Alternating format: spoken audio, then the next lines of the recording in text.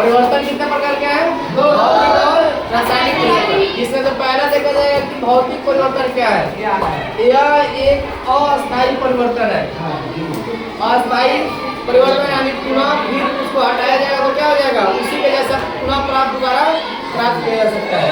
इस परिवर्तन में कोई भी पदार्थ परिवर्तित होने के बाद पुनः अपनी पूर्व अवस्था यानी पहले जिस तरह था उसी अवस्था में क्या हो जाता है? आ जाता है, में आ जाता है। जैसे बर्फ का पिघलना, बर्फ को जब पिघलाएंगे तो ठोस अवस्था में बर्फ आता है, लेकिन जब पिघलाएंगे तो क्या हो जाएगा? द्रव अवस्था में हो जाएगा। फिर उसके बाद है मोमबत्ती का पिघलना, मोमबत्ती को पिघलाया जाएगा तो क्या हो जाएगा? पानी के जैसा हो जाएगा, यानी जो कठोर रहता है ठोस रहता है वो क्या हो जाएगा? द्रव में बदल जाएगा।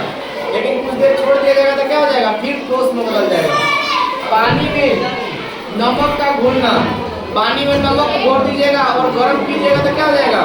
फिर नमक प्राप्त हो जाएगा। पानी और नमक मिलाए थे तो उसको गरम कर दीजिएगा पानी को तो वाष्प बन के क्या हो जाएगा? एक तरफ हो जाएगा और नमक क्या हो जाएगा? वहाँ पे गिलास में बच जाएगा।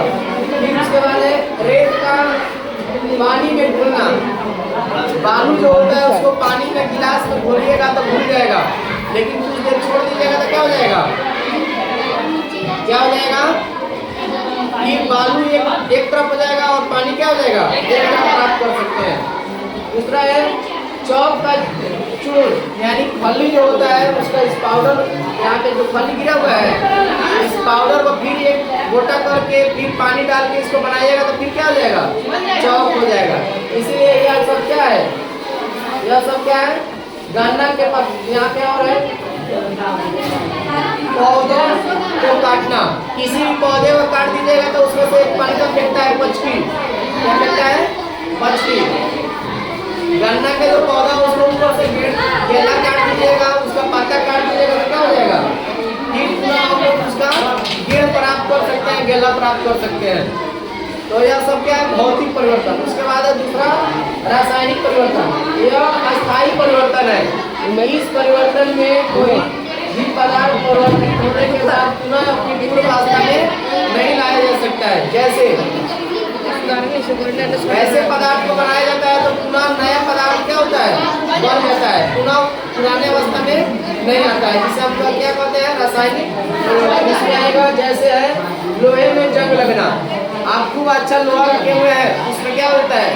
जंग पकड़ लेता है, तो जंग पकड़ने के बाद कुछ दिन के बाद उसको क्या कीजिएगा? झाड़िएगा तो उसमें से क्या निकलेगा? कचरा। तो वह जंग लगता है, जंग लग जाता है। भोजन का पचना, खाना जो नहीं खाते हैं, खाना जो हम खाते हैं वो पचता है और अवशिष्ट पदार्थ के रूप में क्या निकलता है? बाहर निकल जाता है। इसके बाद है दूध का फटना, दूध जब फट जाता है तो फिर दूध प्राप्त नहीं किया जाएगा। कागज का जलना, कागज जब जलेगा तो क्या हो जाएगा? राख प्राप्त होता है। तो यह रासायनिक परिवर्तन है। दूध का दही बनना, फिर दूध से दही नहीं बन जाएगा, या दूध से जब दही बन गया तो दोबारा हम दूध नहीं बना सकते हैं। इसमें क्या हो गया? परिवर्तन हो गया। तो ये अभी पुराना अवस्था में नहीं आएगा, इसलिए रासायनिक परिवर्तन है। फल का पकना, फल जब कच्चा रहता है उसको पका दीजिएगा तो फिर क्या हो जाएगा? पक जाएगा तो फिर उसको कच्चा आप नहीं कर पाइएगा, इसलिए क्या है? रासायनिक परिवर्तन है। और मोमबत्ती का जलना, यह भी क्या है? रासायनिक परिवर्तन। रासायनिक परिवर्तन में जो है नया पदार्थ प्राप्त होता है, लेकिन भौतिक परिवर्तन में क्या होता है? नया पदार्थ नहीं प्राप्त होता है।